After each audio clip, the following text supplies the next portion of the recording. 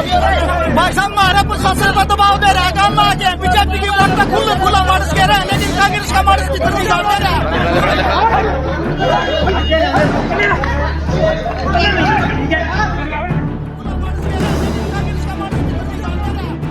कहीं मारपीट, कहीं लात घूंसे, कहीं पथराव, तो कहीं कार्यकर्ताओं के बीच झड़प, तो कहीं पर बूथ कैप्चर करने की कोशिश।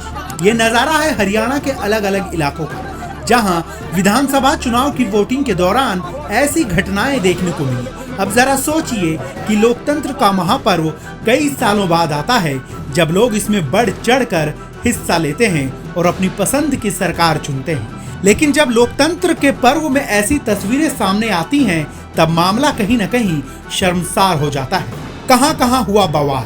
हरियाणा में वोटिंग के दौरान नूह में दो पक्षों के बीच पथराव होने की खबर सामने आई। यहां कांग्रेस कार्यकर्ता निर्दलीय उम्मीदवार रईस खान के समर्थकों से भिड़ गए, जिसमें दोनों पक्षों की तरफ से एक दूसरे पर जमकर पत्थर फेंके जाने का आरोप है। यहां से आफ्ताब अहमद कांग्रेस के उम्मीदवार हैं। उनका मुकाबला बीजेपी के संजय सिंह, आम आदमी पार्टी की राबिया किदवई और INLD के ताहिर हुसैन से है। इधर जुलाना में पोलिंग बूथ पर हंगामा हो गया। जुलाना सीट से बीजेपी ने योगेश बैरागी को अपना उम्मीदवार बनाया, जो कांग्रेस की विनेश फोगाट के खिलाफ चुनाव लड़ रहे हैं। तो वहीं महेंद्रगढ़ जिले के नांगल चौधरी के धोखेरा गांव में कांग्रेस और बीजेपी कार्यकर्ताओं के बीच झड़प हो गई। दोनों पक्षों ने एक दूसरे पर जमकर मुक्के बरसाए।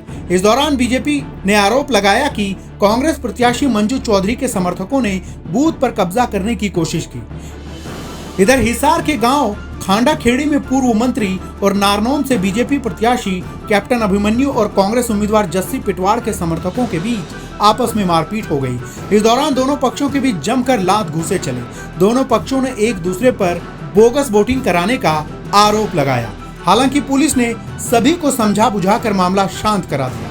रोहतक जिले के महम से हरियाणा जनसेवक पार्टी के प्रत्याशी बलराज कुंडू ने कांग्रेस प्रत्याशी बलराम दांगी के पिता पर हमला करने का आरोप लगाया है। बलराज कुंडू ने आनंद दांगी पर धक्का मुक्की और कपड़े फाड़ने का आरोप लगाया। मैदान में 1031 उम्मीदवार। बता दें कि हरियाणा में नई सरकार चुनने के लिए सभी 90 विधानसभा सीटों के लिए वोट डाले गए। 8 अक्टूबर को मतगणना होगी। हरियाणा चुनाव के लिए बीजेपी ने 90 में से 89 सीटों पर उम्मीदवार उतारे हैं और एक सीट पर गोपाल कांडा का समर्थन किया है। इधर कांग्रेस ने भी 89 सीटों पर प्रत्याशी खड़े किए हैं। CPM एक सीट पर चुनाव लड़ रही है। JJP आजाद समाज पार्टी गठबंधन 78 सीटों पर चुनाव लड़ रही है।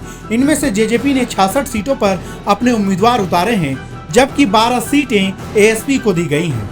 INLD 51 सीटों पर चुनाव लड़ रही है, जबकि उसने अपनी सहयोगी BSP को 35 सीटें दी हैं। वहीं आम आदमी पार्टी ने 88 सीटों पर दांव लगाया है। हरियाणा विधानसभा चुनाव में कुल 1031 उम्मीदवार मैदान में हैं। इनमें 101 महिलाएं हैं। 2019 के विधानसभा चुनाव में बीजेपी ने 40 सीटें जीती। पार्टी का वोट शेयर 36.49% रहा।